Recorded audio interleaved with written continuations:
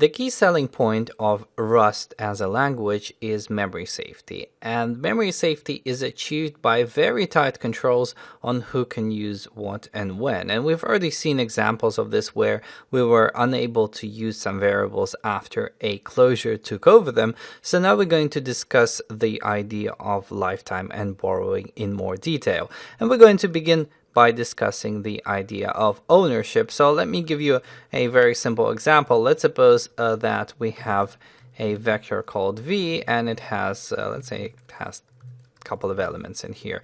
So one of the particular aspects of Rust is that this vector v actually happens to own what it's bound to. So the variable v kind of owns the memory that is stored in the vector. So just to remind you, the variable v itself is on the stack. However, the data that the vector has is on the heap instead. So you could, for example, write something like the following. You could say, for example, let v2 equals v. However, because we are in Rust, we have this idea that only a single variable kind of owns the memory at any given time. And this kind of assignment, even though it feels like you're taking the memory from v and you're copying to v2, is not what's happening. What's happening in this case is it's copying a pointer effectively. So you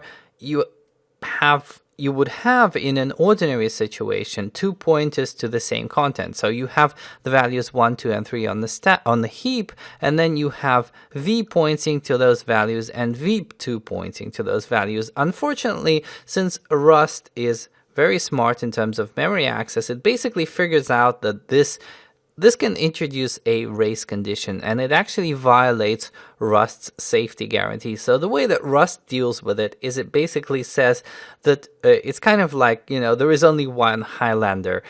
It's this idea that there is only one variable which actually binds to a resource. So either you have v, which is bound to the resource, or you have v2, which is bound to the resource. And the consequence of that is that if you try to print out, let's say we try to print out the contents of v at this point, you wouldn't actually be able to compile the program.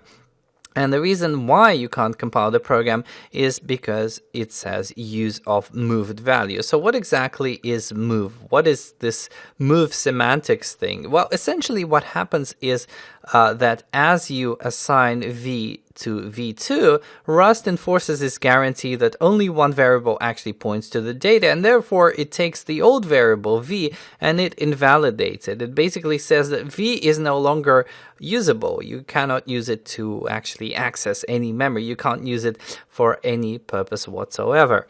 So this is something to bear in mind, and we've seen this when we talked about closures, because, for example, if you say let foo equals, and then you have a closure which takes a vector, for example, so you could take vec of i32, and then well, we don't have we don't need to have the closure do anything. As soon as you call foo with v, for example, you will not be able to use v afterwards. So if I kind of move this here, then once again the same thing happens. So you see, you pass control, you let the closure take over and grab your vector, and so it's no longer usable here. It's no longer usable in this particular location. And remember, when we talked about closures, we introduced additional scopes to make sure that the closure goes out of scope and that sort of thing.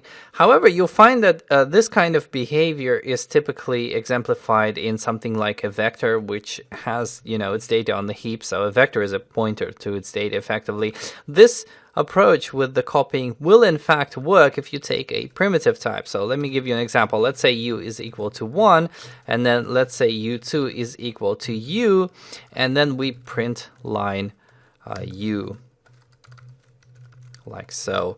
So this is actually, as soon as I kind of fix this problem here, you'll see that as soon as we call the lambda, this is now also invalid. But as soon as I fix this, you'll see that somehow it happens to work for primitives like an i32 here. And the reason why it works is because instead of moving, we perform a copy. For an I32, it's rather cheap to perform a full copy, because what happens is the I32 type, it doesn't really have any pointers to data. Remember that a vector is just a pointer to its data that's kept somewhere on the heap, whereas an I32 is just, 32 bits stuck together somewhere as a chunk of memory. And so we have this ability to perform a full copy rather than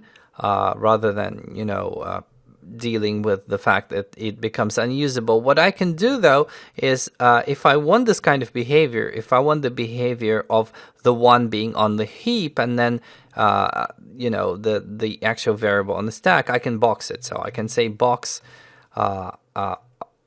let's box new like this. So I can box the 1, and then of course here I would try to print the u, but it's not going to work. And the reason it's not going to work is exactly as before. It's the use of a moved value. So essentially the idea here is this, that if you have a pointer to something on the heap, then as you kind of reassign it to a different variable, the old variable gets invalidated. But you can make sure that instead of move, a copy happens instead. That's what's ensured for primitive types, and you can also do it for your own types by implementing a trait called copy. But we're not going to delve into this too much. So for example, remember that problem with the lambda. How could you possibly deal with the fact that when you pass a variable, it basically takes ownership of that variable? Well, one of the possibilities is, of course, to simply return the value back. So, for example, if I have a function called print vector, defined as a closure, so I take over some vector of I32 values, but I return it towards the end, I32, then what happens is I can perform some operations on it. Like, for example, I can print line this vector here. So I print line x, and then I would return that vector as x. And so what would end up happening in this kind of scenario is, if I wanted to manipulate the vector v, let's comment out this bit for a while. If I wanted to make use of this vector, what I would say is I would say let vv equals print vector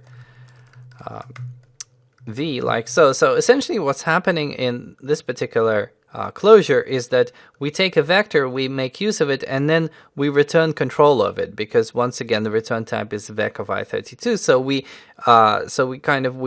take ownership of the vector, but then we return it back. However, you would end up writing stuff like this, and so yes, this would in fact work. You could print line, say the first element of the vector after printing the entire vector. This would work just fine, and here is the vector and here is the first element. However, it's very inconvenient to sort of return the type after you've taken ownership of it. So, and this is why borrowing exists.